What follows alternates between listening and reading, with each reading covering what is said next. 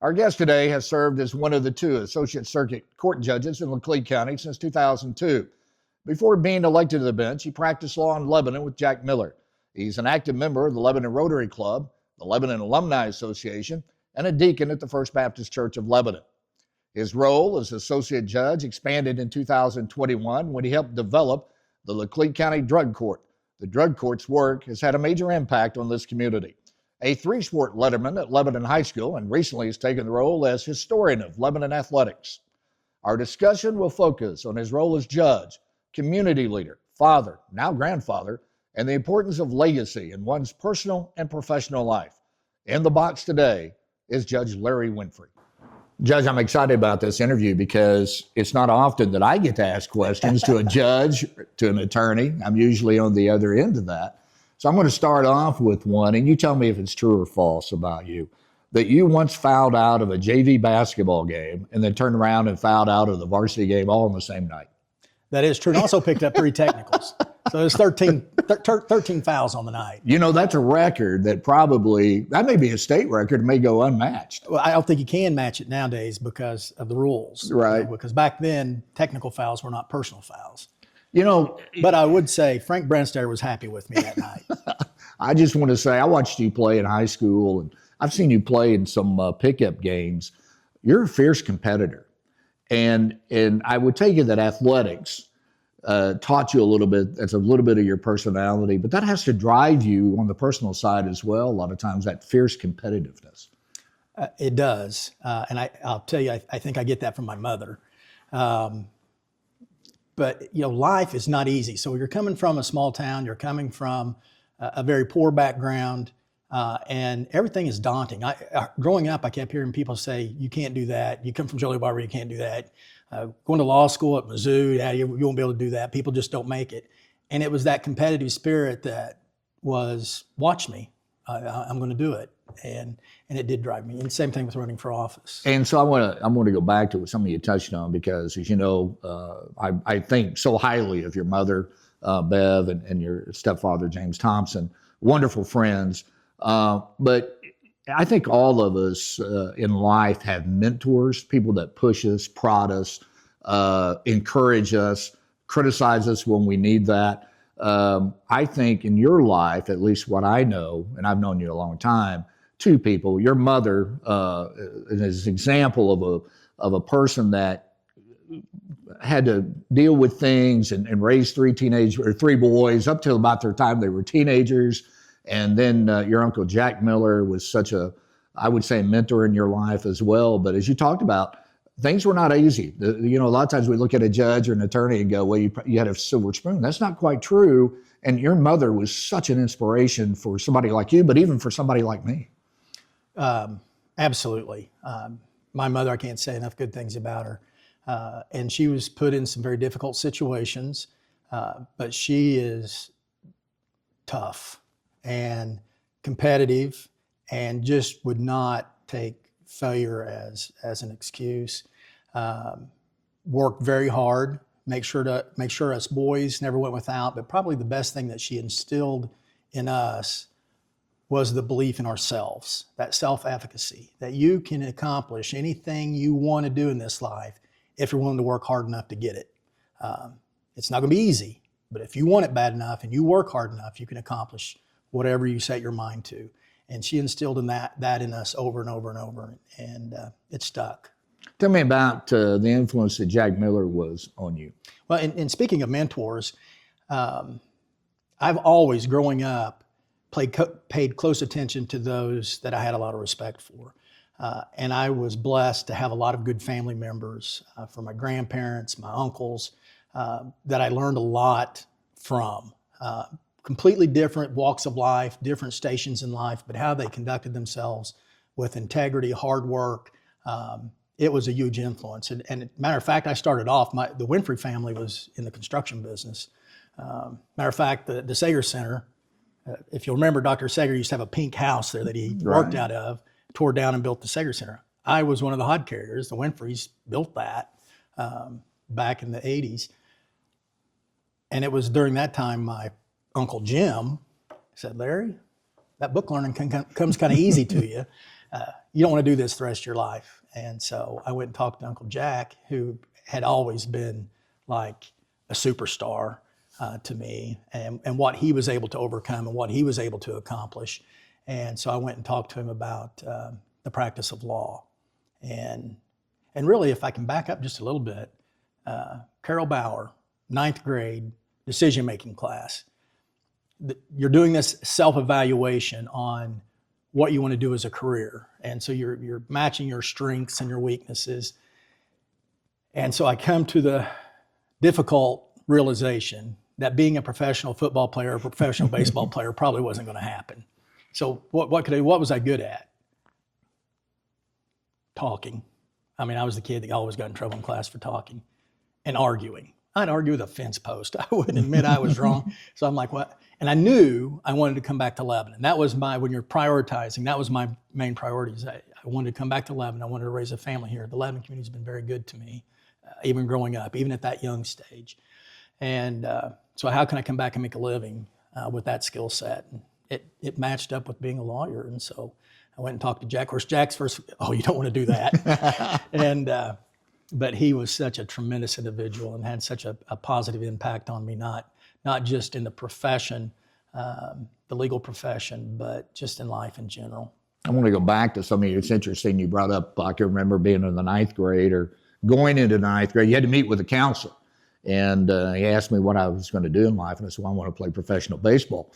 He was the first person that looked at me and said, do you have any other plans? And I'm thinking, he must have seen me play. Yeah. And so, Jack Miller, for those that don't know, that very active in local politics, was the prosecutor here for a number of years. I want to say 3 or 4 terms as prosecutor, but very active at the state level.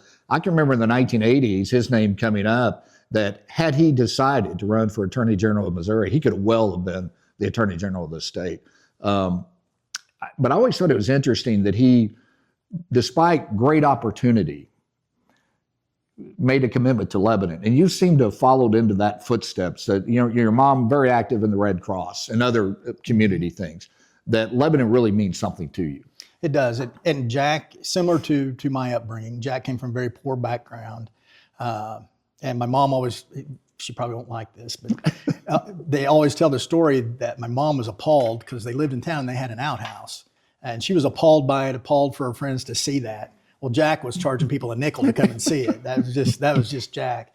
And, but the community was so good for people in that environment. Same thing with me, from Little League coaches, Babe Ruth coaches, all the people in the community, church members that poured into my life. I wanted to raise my kid in that environment. And I think Jack was the same way. And speaking of Jack, I think his best opportunity, and I think what he really thought about the most, was when John Ashcroft, and Jack had a very close relationship from the time he was Jack's professor at Missouri State, SMS at the time. And when John Ashcroft became Attorney General of the United States, Jack could have went to Washington, D.C. And I really encouraged him to do that because those opportunities just don't come along. And he helped prepare John Ashcroft for his confirmation hearings as Attorney General. He did. And he wanted to stay here. He really had a knack with, it was a genuine thing. He absolutely loved the people of Lebanon, and they loved him right back. It was amazing to see. It didn't matter what your station in life was. Jack had that knack. He was a people person. Yeah, and for those that never got to know him, and some that may have known him and forgotten, it was that you could go to him and ask him for help on whether it was political or personal, or, I can remember him, we were playing, had a baseball team that went to Colorado to play, and he made sure we had a van. He threw a party out for the kids out at his house, a swim party, all those types of things. So, when I see you mirror that from him, and it really tells me a lot about what Lebanon means to you. Absolutely. And he was one of my main role models. Also very competitive. Very. If you're playing a pickup game with him, you better keep an eye on the score. You bring that up. I can remember John Ashcroft and the Capitol Domes coming here to play basketball, and Jack was playing in that. And I don't think I played. I think it was a benefit game, but we may have broadcast that. And I can remember John Ashcroft. Here he is, an Assembly of God. I think he's a minister with the Assembly of God. But holy cow, was he competitive, and you didn't want to. He would take the ball away from you in a hard way. So. But and that's a common theme in people that obtain positions that increase their station in life. There has to be that competitive spirit in that, and maybe it's not necessarily competitiveness, but that you're not afraid to fail. You're not afraid to put yourself out there because you think you can do it, and you tell yourself you can do it. And that's one of the lessons when I speak to students. I encourage them you got to believe in yourself. If you don't believe in yourself, nobody else is going to. And there's going to be a lot of mean people. It's a mean world out there. It's a very competitive world out there. It's a very adversarial world out there. And so you have to fight for what you want. And it means you might get knocked down a couple of times, but you get up and you keep going, and then that's how you accomplish things. And I think you'll see that common theme throughout most successful people. Tell me about, you had a major medical issue back a few years ago. Tell me how that changed your life. Oh, goodness. So it was December 17th, 2014. I had a docket, and I was having problems. My chest just felt like it was being squeezed, and I was having problems focusing. My vision was clouding up. Anyway, my clerk took me to the hospital, and from there I was life flighted to Springfield, and I was in a coma for 3 days. I couldn't breathe on my own, and it had a significant impact, and it reinforced kind of the theme that we've been talking about, this community. After I woke up and the overwhelming support from people in the community it really touched me. So several days after this, I'm at church, and I have a gentleman tap on my shoulder. It was Tommy Files, and he was the one that was flying the helicopter. And at that time, I was diagnosed with a blood clot in my neck, and ER doctor didn't think I was going to live to get to Springfield. And she did a very important thing. She looked at my wife and my mom and James that was there, and she goes, "Can I pray?" And she prayed for me. And then Tommy Files said, when we got about Stratford, his phone blew up. I guess you can fly a helicopter and look at the social media, I don't know. At the same But time. he said it was blowing up with just these hundreds of people that were praying for me. The word was spreading that I was having a medical emergency. That gets you. When you have people that you don't know, stop in the middle of the day, a busy day, right before Christmas, and pray for you. So when I landed in Springfield, the clot that was in my neck was gone. It had dissipated. And I think it probably dissipated somewhere about Stratford. But I still had numerous blood clots, and make a long story short, I ended up spending some time, 2 weeks at Mayo Clinic, and I have a genetic blood disorder that causes blood clots. And I was diagnosed with a pulmonary embolism is what originally happened, and then the other blood clots. The other thing, and this one really got me too. So as I was in Springfield, and it's another reason that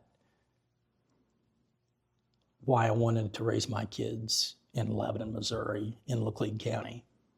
My kids went to school at Jolie Barber, and Coach Kyle Rhodes and Kyle Starnes heard that I was having a medical emergency. They dropped everything, canceled practice, and drove to Springfield, and gathered everybody around, and Kyle Rhodes prayed for me. And so I went up to him afterwards, and this gets me, I'm sorry. I went up to both of them after I was released, and I wanted to thank them for coming to Springfield. And they said, "Well, you're welcome, but we didn't come for you. We came for your kids." Because we knew their dad was in bad shape, didn't know if he was going to make it. So we wanted to be there for them. Tell me about Grady. Well, Grady, so while I was unconscious, and I've shared this story numerous times. Anybody that asks, I share it with.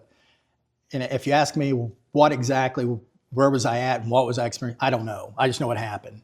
And so two of the scariest moments of my life happened. So the first scariest moment was when I was in the ER and my body I was flopping around. It was seizure-like symptoms. As a matter of fact, that's what I was initially diagnosed with when I woke up, which was wrong. It was not seizures, but that's the way I was acting. And it was getting more intense. And the doctor, Angela Clay, she was sitting on top of me, holding my head, trying to get me to focus. And it's getting more intense, alarms going off, people are screaming, and then all of a sudden everything went black. Everything went black, and I remember thinking, oh my goodness, I just died. And that scared me to my core because I immediately thought of Sharon, my kids, and I thought, I'm not ready to die. There's so much in this world I want to experience. I want to experience with my family. I'm not ready. And then the next moment, I'm in this, and it's hard to describe because the colors were so intense, intensely clear, crisp, but I was in this just barren wasteland, broken concrete, and vivid blue sky, and there was a guy there. I knew who it was, or at least who he represented, and it was the devil, and we were there to fight. And so we ran at each other and we're fighting, and I realized pretty quick he's just playing with me. He's way overpowered me, but I'm giving everything I can, and he's got me in a chokehold. I'm down on my back, and he's got me in a chokehold, and I'm done. I'm spent. I don't have anything left. And he leans down and he whispers in my ear. And that's the second scariest moment of my life, or the first, and the other one was for. He said, "Just submit. Just submit. It'll all be over. Just submit." I knew I couldn't. And I tried to resist, and I knew total helplessness, total absolute helplessness. I knew it was over. I couldn't. And at that moment that I was about to tap out, I hear this psst, psst, and I look over, and there's this guy laying next to me, and he's like, "Hey, you want to breathe?" And I'm like, in the devil's stranglehold, yeah, I want to breathe. And so he starts telling me things to do with my hand. Now, back in the hospital room, they said it was like I'd been fighting. I had bruises and scratches on my knuckles. They had me tied down. And so he's telling me what to do with my hand. And so Sharon said, while this is going on in the hospital room, all of a sudden my hand starts contorting in the straps. And this guy next to me said, "You'll pop off that thing on your finger. A man's going to come in. When he comes in, you just do everything he says and everything will be okay." And so it was the pulse ox on my finger. And so I popped it off, and sure enough, that set an alarm off. The doctor came in. I was awake. And he said, told me what I needed to do. And then I was intubated, and so they took that tube. Oh my gosh, that's horrible. I don't know if you've ever been intubated, but it's horrible. So when they took it out, it was just like, even though it was hospital air, it was the best tasting breath I have ever taken in my life. And I immediately looked at Sharon and I said, "That guy saved my life." And she goes, "What guy?" And I said, "The guy laying next to me." And she goes, "Larry, there's nobody here." And I was like, "Yeah, he's right." And it's ICU, so I mean, there's just one bed in there. Nobody was there. And so, carrying on with that story, my dad came from Oklahoma City, and a no-nonsense guy. And anyway, anybody that's coming in, I mean, I am telling that story because it was so impactful, so real. I'm telling that story too. And so I'm telling him the story. He gets this look on his face. And he's like, all of a sudden, he's just drilling me with questions about what this gentleman looked like. And so I said, "Hey, he's a black guy, had a scraggly beard and had some weird looking teeth and had a beanie, multicolored beanie on." And he just kept drilling me. And he just had this look on his face and this intensity. And so I'm answering the best I can. And so I tried to think, who did he look like? Who did he look like? And I said, "Dad, you remember Sanford and Son?" He goes, "Oh yeah." And I said, "Remember Grady on Sanford and Son?" I said, "He looked like Grady, only shorter. That's who he looked like." And to finish that part of the story, about 5-6 days later, Dad's getting ready to go back to Oklahoma City. I'm out of the woods, and they don't know what's wrong yet. And I still have blood clots, but it looks like I'm gonna be okay. And there's a bunch of people in the hospital room, and I can tell he's nervous and there's something he's wanting to talk about. And all of a sudden he positions himself so that other people in the room can't really see, he can't see them. And he gets down real close to him and he goes, son, I have got to know, what did Grady look like? And this was so out of character. And so I'm explaining him again the best I can. And I'm like, Dad, that's the best I got for you. And he goes, son, I have got to know. Because Lydia, my stepmom, and they had rented a hotel room across the street from the hospital, and everybody that was there would take turns going over and taking a shower and getting a few hours of sleep. He goes, it's our turn to go to the hotel room. And so we're on the elevator going down, and on the elevator there was this black guy with a scraggly beard and teeth and multicolored beanie. And he was asking us what we were doing there, and we told him about you. And he told us, he goes, well, as the elevator got to the bottom, he goes, hey, I just want you to know, on occasion I do work at this hospital, and your son's gonna be okay. And so they turned back around to thank him, and there was nobody there. And so that's the Grady story. And you know, the wonderful thing about that, my dad and I have had a lot of good conversations about Christ and our faith since that time. And you've shared that story, so hundreds of times. For the folks that wonder if I just ambushed you about that, that's not true. You've done that. And that's the shortest version I've ever given. Usually it'll take me at least an hour to go through it all. You know, you brought up your kids, Jessica, Kelsey, and Luke, all very successful. And I know you're very proud of them. Kelsey's the first female basketball player in the history of Lebanon to play Division I basketball. In fact, the first, I think, basketball player, regardless of gender, to play at the Division I level in Lebanon. Luke played college baseball. Jessica was a volleyball player. You and your wife, Sharon, raised really 3 wonderful kids, but you got into the foster care life as well. Tell me why you took that step, because that's an unusual step for somebody who has 3. Raising your own kids is tough. And I was around foster parents in the 80s when I was a juvenile officer here, and that takes a special talent to do that. Well, all of that is Sharon. I played a supporting role. And so the first foster child we had, there was a little boy in her class. She is a para at Maple Crest. And she called me one day and she said, Larry, what would you say if I said I was bringing a little boy home? And I said, is it legal? You're not kidnapping, are you? And she said, no, he doesn't have any place to go and we qualify as a respite provider. And I said, sure. She said, it'll be just for the weekend. Well, we still have him. And that was 11 years ago.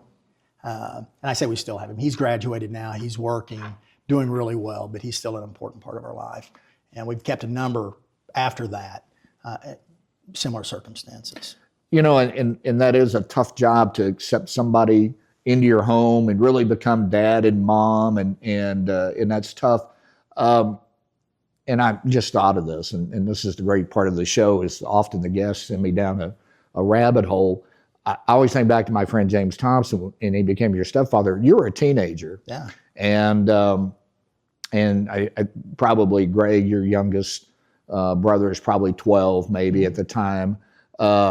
And how I would watch him operate as a stepfather, and we were close in age. He's probably 3 years older than I am, a couple, maybe that.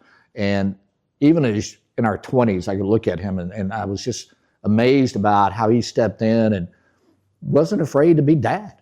No, and I tell you, he did. Great guy. Matter of fact, when he got me aside and asked my permission to marry my mom, I said, well, it's about time. What took you so long? But the great thing with James, he's just such a man of such integrity, but he never tried to replace my dad. He filled that role, and he filled it very well. And with my dad, I had a great dad growing up. Then he took a job in Oklahoma, and him and my mother ended up divorcing, and I didn't see him for quite a period of time. And that's when James came in, and he filled that role without trying to be, I'm your dad. Mm-hmm. And I always had a lot of respect for that. And when time came for us to see Dad and that relationship, he was very supportive and handled it really well. And speaking of driven, and somebody that wants things done a certain way and the right way, there's nobody like James Thompson. He's very particular. Yeah. Let's talk about being a judge. Just give me a quick Reader's Digest of what the Associate Circuit Judge does. We do a little bit of everything. And it's one of the reasons I like the job and I have never sought any other positions. So I'll just tell you what we do in a typical week. So Monday is a criminal day. Tuesday is a domestic and civil day. Wednesday is another criminal day. Thursday, orders of protections. And Fridays are trial dockets. And so I get to do a little bit of everything. There's not a criminal case filed in Laclede County that doesn't go before an associate circuit judge. Now, felonies may end up in circuit court, but they start off with us. So those initial warrants, those initial bonds, those are all set by us. And I really like it because, again, I feel like that's me giving back to the citizens of Laclede County that I think so much of. Circuit, if I go to the circuit level, and I'm coming here once every month or 2 months, and you're getting a very small slice of, and they're mainly criminal cases. And so I think I have a larger impact in being able to, and I'm also a people person. I'm getting to interact with people on a daily basis, whether it's divorce cases, child custody cases, civil cases, and which are really high right now, or the criminal cases. Let's talk about that docket, because I think people would be shocked. Like back when I was sheriff, a bailiff would come down and say, we've got 150 cases on the docket. That's not unusual on a day. On a day, yeah. No, that's not unusual. Criminal dockets run really high. But you have to understand, we're hearing everything from a speeding ticket to a murder case. And those may be on the same docket for us. And so, and those large dockets like those are typically appearance dockets. So you're addressing bond, does it need to be set for trial, any of those pretrial issues, getting them an attorney on board. But yeah, they're large. And my Wednesday dockets, we get into hearings and trials. And so those usually run 50 or 60, and those can take a while. You know, to be transparent, at the sheriff's office, we'd often put on social media an arrest that we made in a particular case, usually more high-profile cases, and then you get all these comments. And somewhat I always thought unfair is, well, there'll be some judge who'll let them go, or if you get the judges to do that or whatever, they tend to put a lot of blame on the judges. I used to try to tell people, especially with college students that I would teach, and you teach college students as well. Sometimes I would tell them, it's not really a justice system. It's a system of law, and it's a system in which there are procedures to follow. And sometimes I thought the judges always got a bad rap because they had to set bond. Well, the U.S. Constitution says people have the right to bond. Well, and then through, after 2020, we had a whole bunch of criminal justice reform and bond reform. And I'll just tell you, I didn't agree with a lot of it. Still don't agree with a lot of it. But you're right. I have to follow the law. And by following the laws that are made by our legislators, by following the law, you hope in the end justice is done. But you have to play by the rules. I cannot not follow a rule just because I don't like it. And so, and as you know too, what people see on basing their comments on social media is not necessarily what we see when we have all the facts before us. And so when a judge is looking at setting a bond, we get a PC statement, a probable cause statement that's filed from law enforcement. That's all we have. We are prohibited from looking outside the four corners of that document in determining what we do. And so it's based on there. And I will tell you, under your administration, we got a lot better PCs that gave us more information and the relevant stuff that we need when it comes to bond. But that's what it's based on. And certain things we're not allowed to set a bond on. And it's just interesting that this system that we're in, and people always talk about it's flawed and all that. It is the best system in the world. Absolutely. And it's so important. There are days, I think I shared this in another interview one time, I wish everybody would pay attention in civics class. Yeah. It would make it so much easier. And you brought up, what people see on television a lot. People go, boy, I'd like to go to a trial. Well, if you do, be patient because they're not near as exciting. They're not. there's a lot of boring parts before you get to the exciting parts. Yeah. And they are long, and they can be fairly tedious. But also I encourage people, our court is open. It is open to the public. Come, I enjoy having visitors. Come and watch, and you can see what's happening. That'll help you understand the process and what's going on a whole lot better. And let me touch on this. The jury process is so important, and people get those notifications you're going to be in the pool for jury, and the first thing you do is you roll your eyes and, oh no, how can I get out of this? That is such an important role civically for you to do. And I know that you may have to take time off of work, or it's maybe inconvenient, but there's a real purpose behind that. There is. And for our system of justice to work, and you talked about, we don't have a perfect system. It is, I believe, by far the best system in the world, but it is not perfect. And part of that is you have the right for a jury of your peers to determine whether or not you committed a crime or not. That's huge. Instead of, if you don't trust the judges, that's why we have juries. It's a checks and balance. But the jury only works if people are willing to show up and serve. And unfortunately, and I learned this the hard way, the first jury trial I had as a judge, I didn't call in there enough people. And the problem in small towns is everybody knows everybody and everybody's related to everybody. And so by the time you get rid of the conflicts, hopefully you have 12 left that can do it. So usually in about any jury trial, you're calling in 80 to 100 people, and hopefully you can find 12 that's not related to somebody that's involved in the case. I want to touch on some and go back to maybe when you were an attorney even, because I would get this question a lot. Well, how can that attorney represent that person, this hideous crime? And I would tell people that is part of the system. You have the right to have the best representation that you can get. And, that attorney, and I don't agree with everything attorneys do. You don't agree with everything attorneys do as well. But there's a reason why people choose to become attorneys and to represent people, even in the most hideous of crimes. Well, I think the important thing to understand is it's not an attorney's job, a defense attorney's job, to get somebody found not guilty.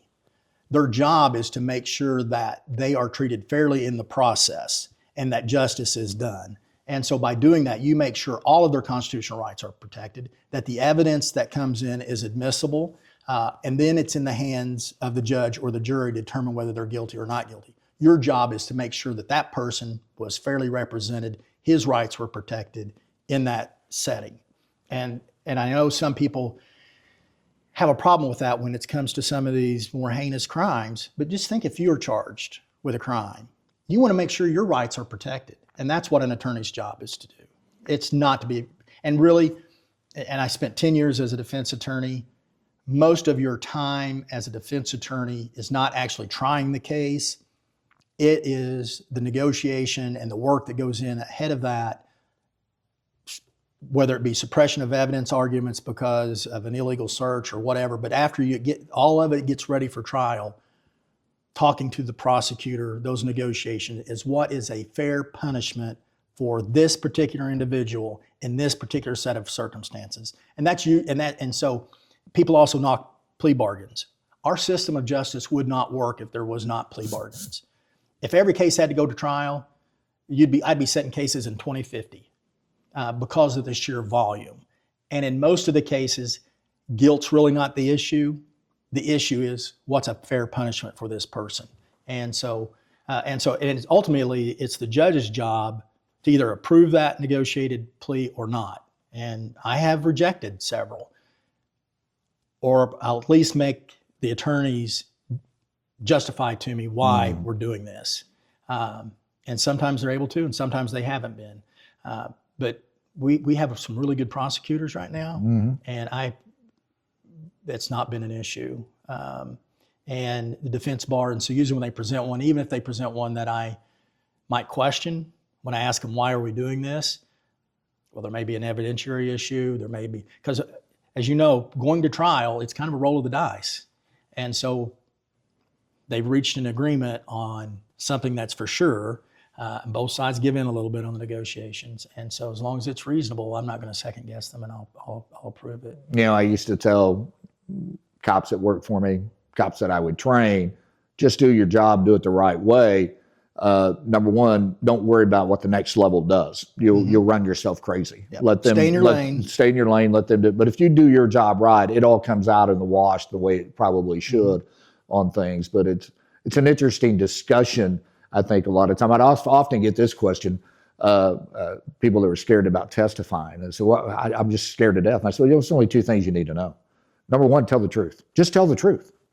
And Jack Miller told me this back years ago when he was the prosecutor. If you tell the truth, and even if you did something wrong, I can fix that in front of the jury. But if you lie about it, you're done. Yeah. So number one is tell the truth. Tell the truth. Here's the other thing I tell them. Just answer the question. That's the key. Just answer the question. People have a tendency, they want to expand upon it. They want to make it better or worse. Just answer the question. Because on cross-examination, whether it's the prosecutor or the defense, they're waiting for that kind of material, and that's where they'll pounce.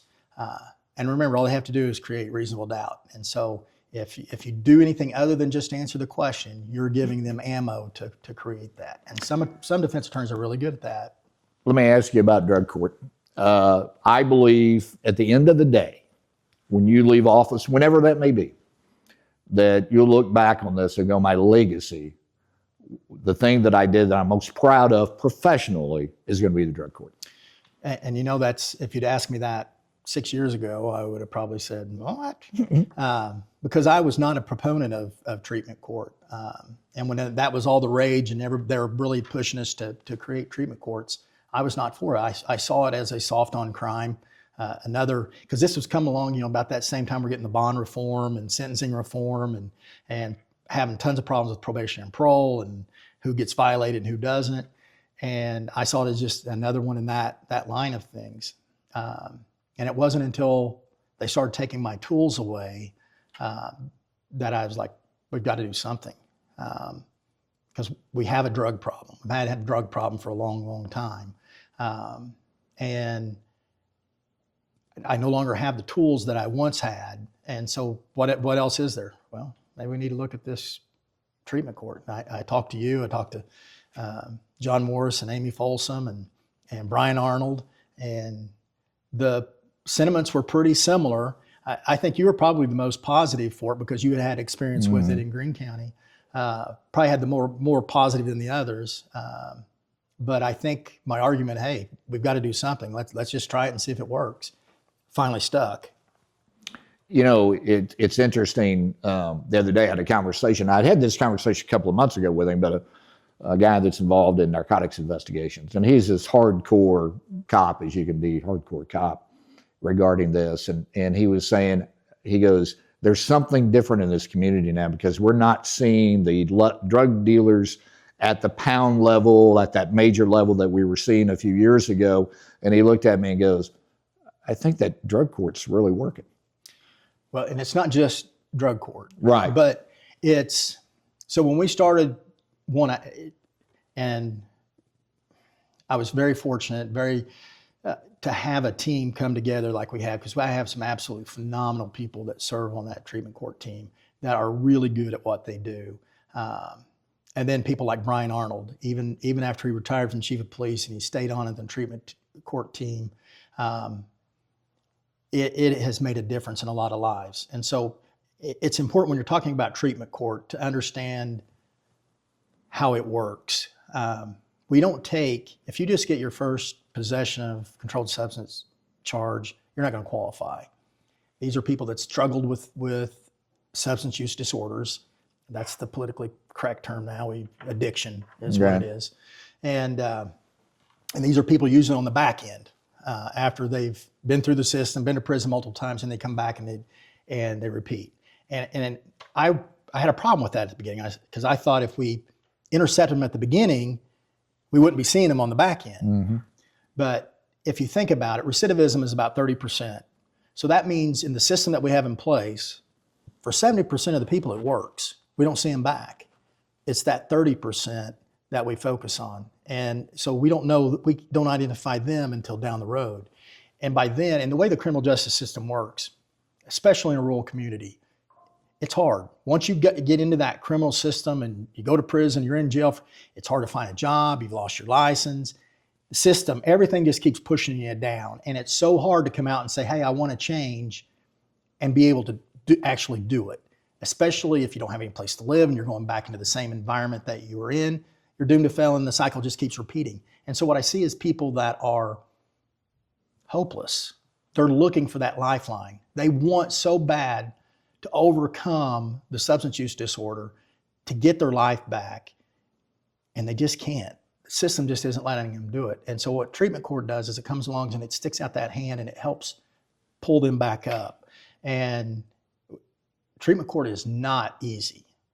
And we have some people that don't want to come to treatment court. They'd rather, the easy path is go do your time, because probation and parole will kick you out after a short period of time on your sentence. Then you're back in the community with very little supervision. But if you truly want it, then we micromanage their lives, especially at that beginning.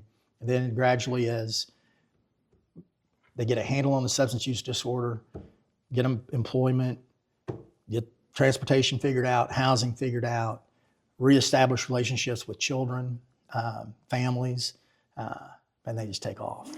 You know, after the interview that I did with Stacy Dismay Wright, Yep. who's on your treatment court, and one of the first participants to graduate, now sits on the court, does counseling inside the jail. After that interview ran, I got a text message from Casey Pitts, the captain at the sheriff's office, talking about the interview and how much she enjoyed it, and listening to Stacy and her story. And then she goes, you know, what I thought about addiction over the last 5 years has changed.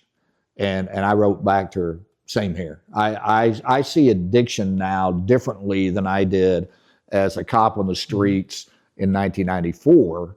That evolution, or even not 1994, probably go back to 2017. I see that in a different light.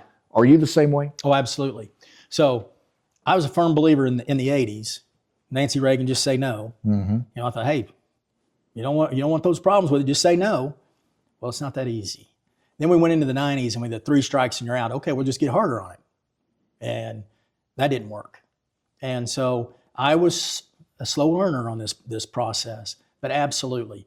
And so you have to be able to help them overcome the disorder. And it's not easy, and everybody's journey is different, but it's doable with the right system in place. And it's not keeping incarcerating them. Now, they have to be a mindset, they have to be in a frame of mind that they don't want that life anymore. If they're still enjoying going out and partying and doing that stuff, treatment court's not going to help them. And that's not who we look to take. If they're truly wanting to change their life, then treatment court works, because it's eliminating those barriers, those obstacles that they have to recovery. And so we talked about what's changing in our community. I remember back in the 2000s, at the height of the methamphetamine epidemic, they were telling us judges there is no effective treatment for methamphetamine addiction. And we had, the only place that we had that was having any success was Overcomers from Community Baptist Church out on 64. They showed up in court and they would talk to the people after they'd leave court, and a lot of them entered their program, and we started seeing some traction.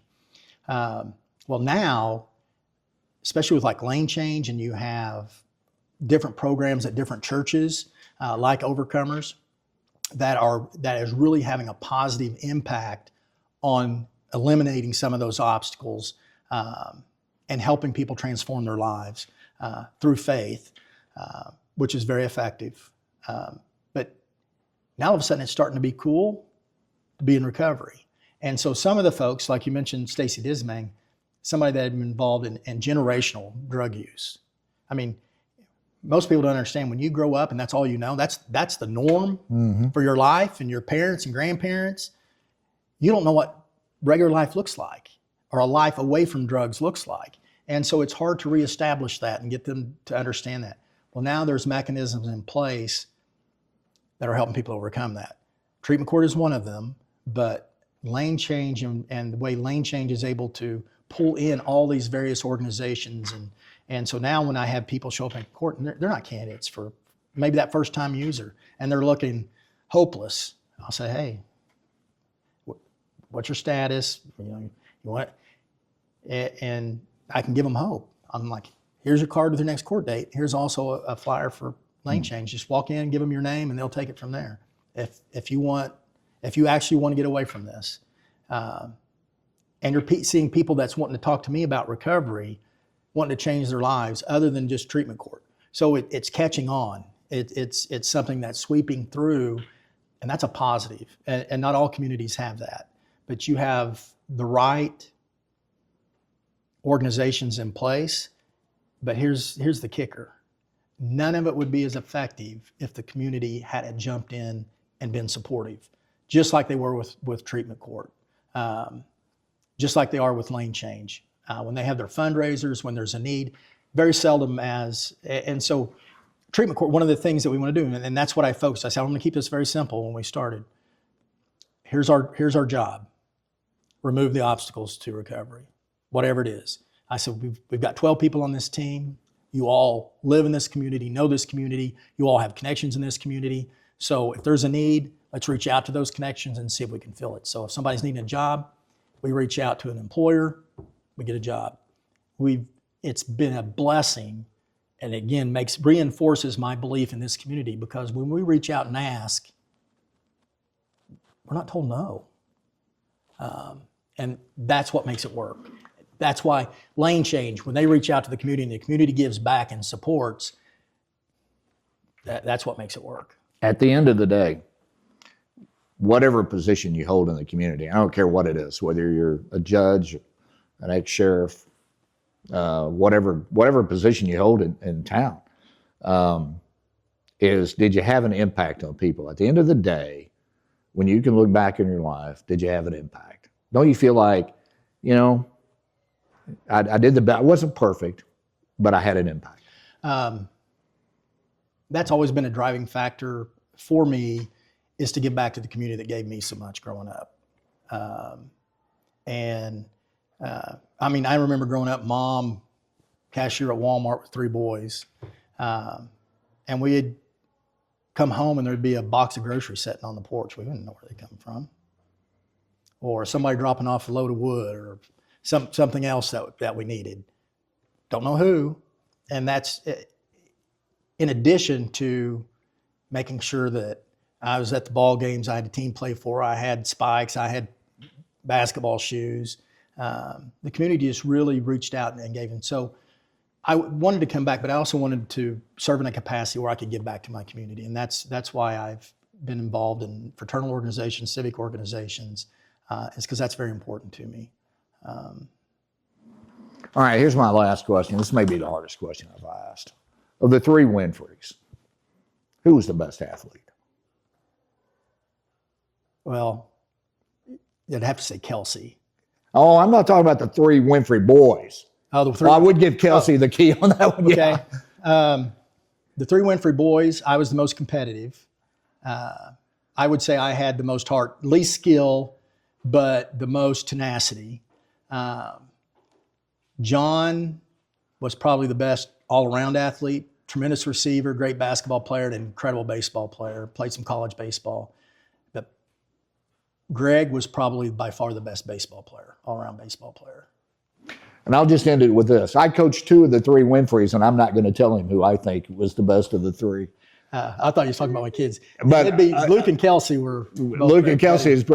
You'd almost have to give a nudge to Kelsey. Yeah. No disrespect to Luke, by the way. He was a very good athlete, Absolutely. A very good baseball player, and a good football player, quarterback on the football team.